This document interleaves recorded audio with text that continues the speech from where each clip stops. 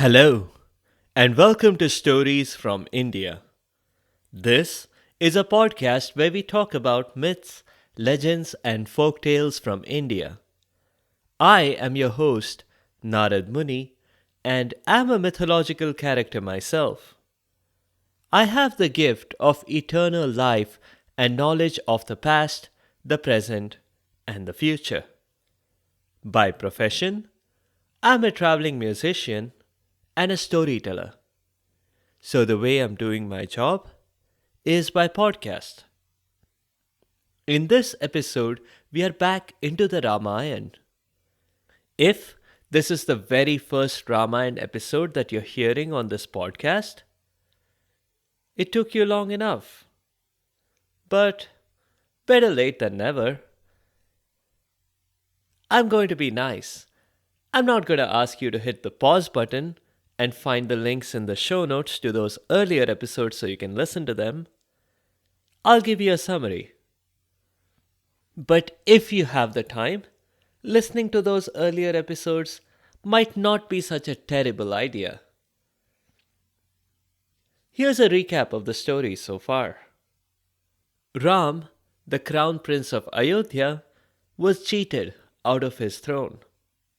Well, not cheated, technically. His stepmother, Kaikeyi, had the law on her side when she pressured her husband, Ram's father, into exiling Ram for 14 years. Only, Ram didn't go alone. Sita, his wife, and Lakshman, his brother, went along. It is worth mentioning here that Ram was an avatar of Vishnu, one of the Holy Trinity in Indian mythology. Vishnu is the preserver of the universe, creating a kind of balance between Brahma, the creator, and Shiva, the destroyer. Shameless plug here, but Brahma is my dad. Yup, I am a mythological character as well. I'm just clarifying, in case you ever had any doubts about that. Anyway, Ram, Lakshman, and Sita left Ayodhya. Sadly, in ancient India, there was no remote working option, especially not for kings. So they spent the years moving from one place in the forest to another. Sort of like being in the world's toughest eco adventure races, pitting their survival skills against Mother Nature. Those races may look enjoyable when watched on a 75-inch TV while sitting on a comfy sofa with freshly made popcorn. For the Ayodhya trio, these 14 years were anything but a vacation. Life was sometimes exciting, but mostly exhausting, because they had one challenge after another to deal with. There was a demoness who wanted to eat Sita and marry Ram. Then there were her brothers who wanted to avenge their sister after she had been rejected. The ultimate escalation was when Ravan kidnapped Sita. Ravan was the brother of the demoness, and more importantly, he was the emperor of Lanka and the mega villain or boss character in this epic. Through some painstakingly assembled clues, Ram and Lakshman picked up Sita's trail. They needed help, and they got it. It was the Vanars, a kingdom of monkeys that jumped in to help. The Vanars were led by Sugriv, whom Ram and Lakshman helped in a bitter dispute with Sugriv's brother Vali. In the search for Sita, Sugriv sent Vanars in every direction. This included the south, where Lanka was. This group was headed by Hanuman, who was Sugriv's loyal friend and advisor. Hanuman had superpowers. There's more about his superpowers in episode 25, but let's just say that Hanuman was stronger than the Hulk, could fly longer range than Iron Man, without the aid of an AI system solving all his problems for him, and he could change size and walk on water. He also had the power to move mountains, literally, which meant he could make the trip to Lanka across the sea. But because he was the only Vanar who could do so, it was a solo trip. He encountered many dangers and dealt with each in an appropriate way. And now he had set foot in Lanka. That's where we'll continue the story today. Hanuman landed on the Lankan shore, where it was already rather dark. The beaches were deserted. All he saw were anachronistic beach chairs and umbrellas. There was a "Welcome to Lanka" sign at a nearby disused dock. Come to think of it, why weren't there any boats between India and Lanka? Hanuman wondered, looking at the dock. Flying was rather tiring, and it had made him thirsty too. That was ironic. When he had been flying, there was water everywhere, but not a drop to drink. Someone should write a poem about it in the future, Hanuman thought. Now, the first thing a normal person might search for after a long and tiring journey might be a bed, or maybe a restroom, or a bite to eat, or something to drink. But Hanuman was not just an ordinary person. He was on a mission. So when he started searching, he was searching for Sita. Hanuman hadn't expected glowing neon signs directing him to the place where Sita was being held captive. But this place seemed like a ghost town. Was anyone even living here? Should he wait for dawn to get his bearings? No, he didn't want to lose valuable time. And the cover of darkness might allow him to do things without being detected. Ravan's palace wasn't mentioned in Google Maps. Primitives, muttered Hanuman. But he had an idea, so he went back to the welcome sign. There might be pamphlets for tourists, including palace visiting hours, overpriced admission fees to view a change of guard, and more importantly, how to get there. He found the pamphlets, but they were not in Sanskrit, which was the current international standard. Google Translate, if it existed, would probably not have worked. Millennia ago, it would probably do a worse job than it does today. The choice of language on the pamphlets made it clear. Sanskrit speaking tourists from India were not welcome here. Tired though he was left with no other alternative except to fly. He launched in the direction where there seemed to be more buildings, hoping the road would lead to the capital. He could have changed his size and covered miles with every step. But there's a big price to doing that. Remember Godzilla or Cloverfield or Jurassic Park or World or any of 100 monster movies where a 300-foot monster suddenly shows up in a major city? Seriously, why does every monster prefer to show up in New York City instead of a bajillion other places? Maybe they are attracted to the Statue of Liberty. And when the metal statue doesn't respond, these monsters blow off some steam by trampling on people, buildings, and cars. I digress a little. My point is that if Hanuman enlarged himself and ran to the palace, his footsteps would cause more than just tremors in cups of water. His footsteps would cause massive earthquakes and alert everyone. And they would likely attack him with everything they had. He wasn't worried about his own safety, but he was worried they might harm Sita.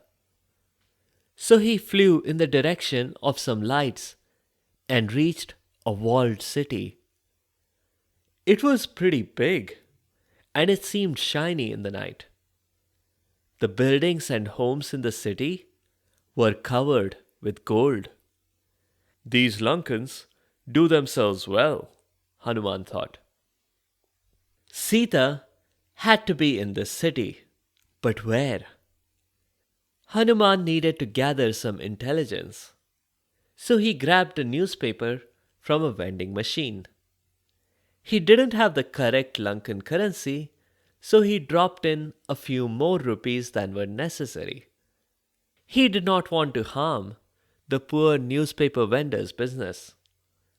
And that turned out to be a good thing, because the headlines were all about the Lankan economic crisis. Not the one the world is seeing right now in 2022. There were economic problems in Hanuman's day as well. The reporter strongly criticized the government sponsored program of coating people's homes and office buildings with gold. It was already warm, and the metal made things warmer. Another article talked about the leader of the opposition bringing a vote of no confidence against Ravan for wasteful government expenditure, unnecessary foreign trips by senior government leaders, and a failure to establish a succession after Khar and Dushant's recent involuntary resignation, which Hanuman translated to mean their deaths at the hands of Ram and Lakshman. The article continued describing how the vote of no confidence was quashed because the opposition leader himself was quashed. Literally, Ravan dropped a mountain on him. No one dared to complain. Some even tried to spin it in a positive way. Hey, they had a new hiking trail right in the middle of their own city now. That enthusiasm didn't last very long when Ravan flicked away that mountain when he got bored, even though there were still some hikers on it. The rest of the newspaper was boring. One section that proved useful was an interview with Lankini. She had about a dozen titles, but the one that interested Hanuman the most was the one where she was called the defender of the city. Lankini was guarding the main entrance to the city. He must go see her immediately. Hanuman walked around until he found the main gates. And there stood Lankini. Unmistakable. Her newspaper photo was a very good likeness, but it didn't show scale. Lankini was gargantuan. She could have held Hanuman between her finger and thumb and crushed him. Not that she would have been able to, but she was that immense. Hanuman strolled over confidently. "Let me in, please," he asked politely. Always a good thing, in my opinion. "Go away, you insignificant fly," said Lankini. "Monkey," corrected Hanuman. Lankini paid no attention and continued, "Come back tomorrow and apply to the Office of Immigration with your passport, visa, demonstrate sufficient funds to prove you won't claim welfare, and then I might let you in. Listen, I don't set the rules here. I just work here. If it were up to me, there is no one I would rather have sneaked into my city than you. But I am in the employ of Ravan, and he's a boss who can drop a mountain on you if he's even mildly annoyed at you. Yes, I read the newspaper, Hanuman said. But I'm on a mission. I have a kidnapped princess to rescue. I must get in now. Oh, so you are here to negotiate her release. Why didn't you say so? You need the DID visa. Standard. Damsel in distress.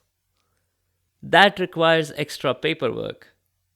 We need proof of abduction, full legal name of the abductee and the abductor, a witness affidavit confirming that it was indeed a Lankan citizen who abducted the lady in question.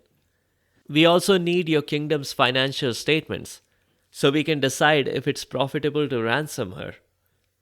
Current backlog for the visa is about 3.5 years.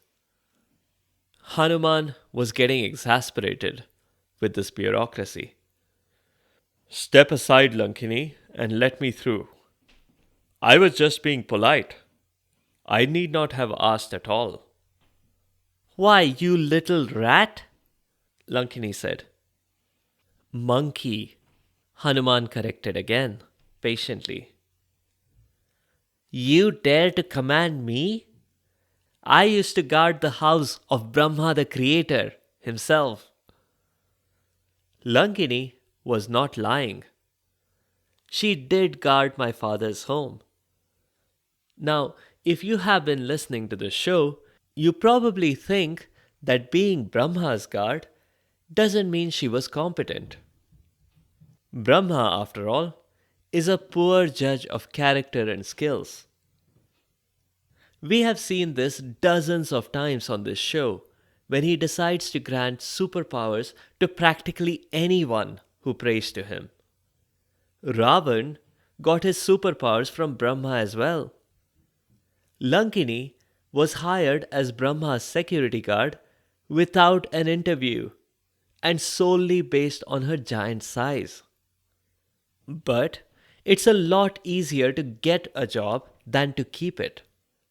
In all the time that I met Lankini when visiting Brahma, she was rude and arrogant. And other visitors felt the same as well. That is why Brahma gave her the pink slip. He did help her get a new job, but for her, it wasn't an option. It was a curse. Brahma cursed her to guard this city of the Rakshasas. Hanuman felt this had gone on long enough. If he spent all this time negotiating with Lankini, it would be daybreak and ruin his chances of finding Sita. You see that stain on the floor? He asked her. Lankini stared and then exclaimed, Chauvinistic pig! Hanuman was going to correct her again, but it wasn't worth it, he thought. Lankini continued, You think it's a woman's job to do the cleaning? You don't like the stain? You clean it yourself. I will, said Hanuman. That is precisely what I was suggesting. I'm going to wipe the floor with you. Lankini jumped on him suddenly with her sword raised, which was not a problem for Hanuman. He simply brushed her off. That gargantuan Lankini went crashing against a far wall. Sorry about that, Hanuman said, but I do have a mission to accomplish. He dashed away, while Lankini continued lying there on the ground. It wasn't that she was terribly hurt. Two questions were occupying her mind. Brahma had told her that she would be released from her curse when a monkey defeated her. Could Hanuman have been the monkey? And why hadn't Hanuman wiped off the stain on the floor when he said he would? I guess idioms are not the same between different nations. Hanuman was indeed the monkey that Brahma had referred to, and through his actions he had just liberated Lankini from her guardian duty. A good thing, as we'll see later in the Ramayana. One less giant to defend Lanka. Hanuman went straight for the palace.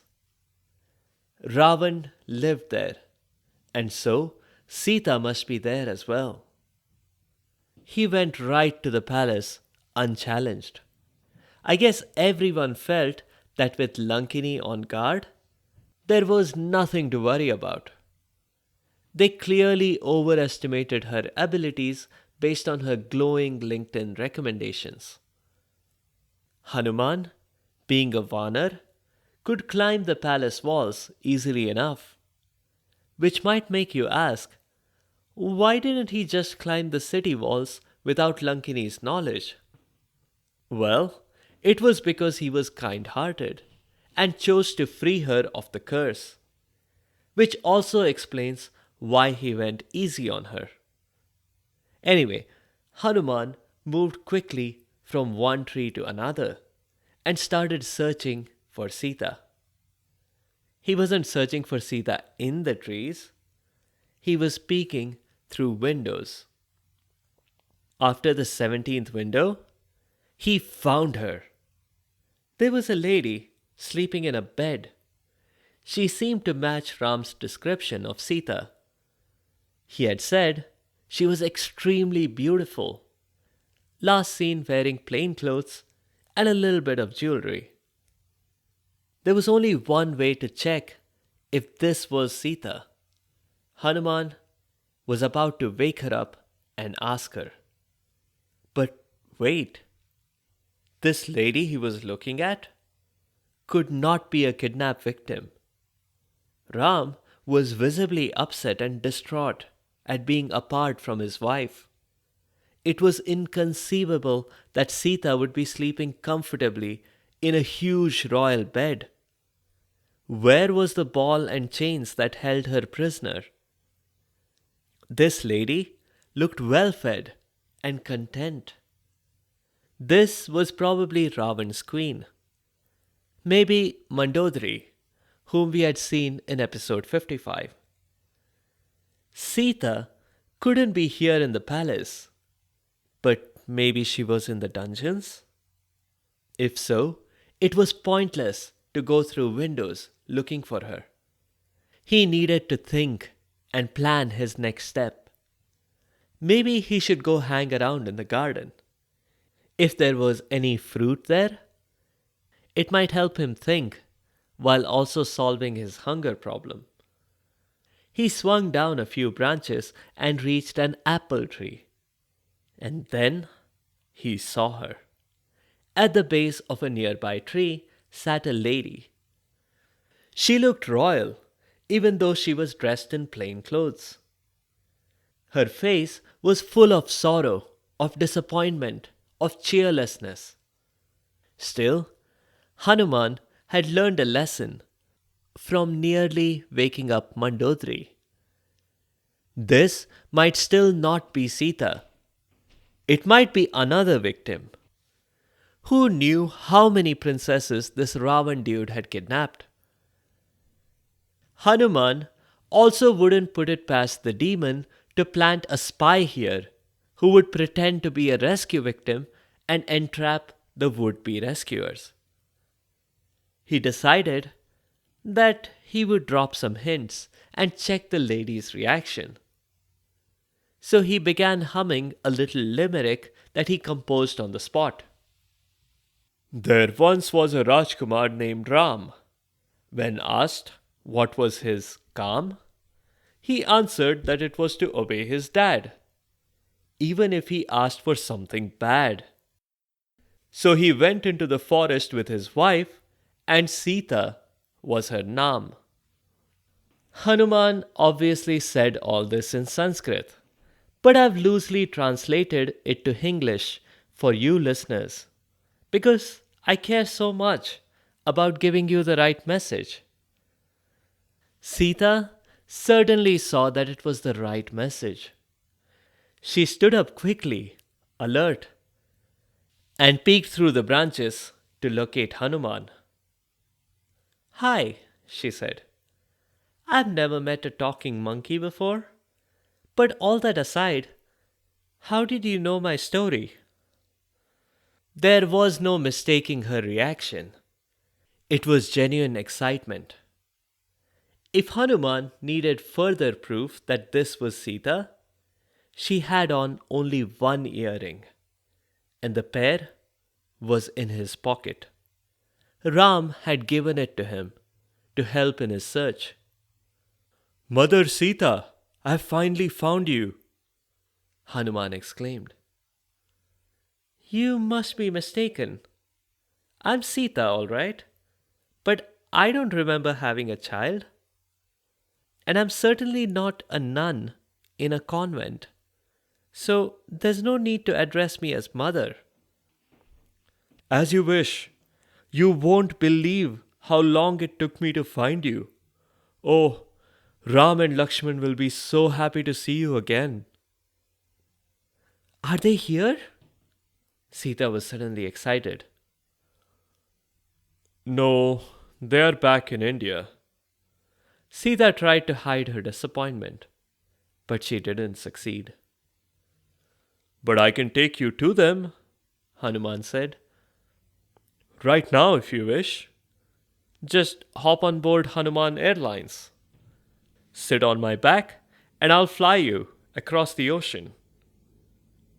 I don't know about that, Sita said, cautiously. I've been kidnapped before, you know. I can't just sit on your back and have you whisk me away wherever it is you'll take me. How can you expect me to trust you?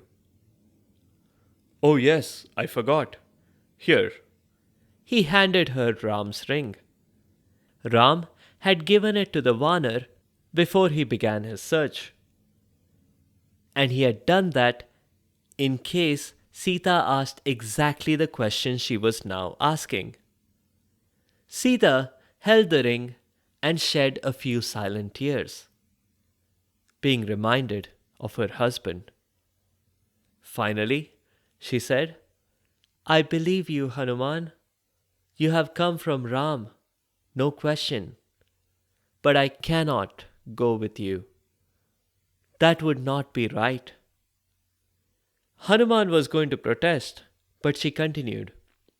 Hear me out. I was brought here by force when Ram was distracted, and you, a messenger of Ram, want to take me back. Not by force, but at a moment when Ravan isn't aware. That won't do. What I want is for Ram himself to come here, to defeat Ravan and take me back with full honor. Also, I hate flying. It made sense to Hanuman, of course. He relented. All right, so be it. I'm going back, and I'll bring Ram and Lakshman here quickly. Please stay out of Ravan's clutches meanwhile. Whatever delaying tactics you can manage, please use them. I'm off now, but say, I know this is awkward asking a prisoner, but do you have a bite to eat? Well, look all around you, Sita said. I was told I could only eat the fruit that had fallen off the trees. So, the same goes for you, I suppose. Help yourself to some squishy mangoes and some pulpy apples. That made Hanuman angry. Had this Ravan dude no decency? Hadn't he heard of the Geneva Convention? He walked over to a nearby tree and uprooted it in his anger, and then tossed it aside.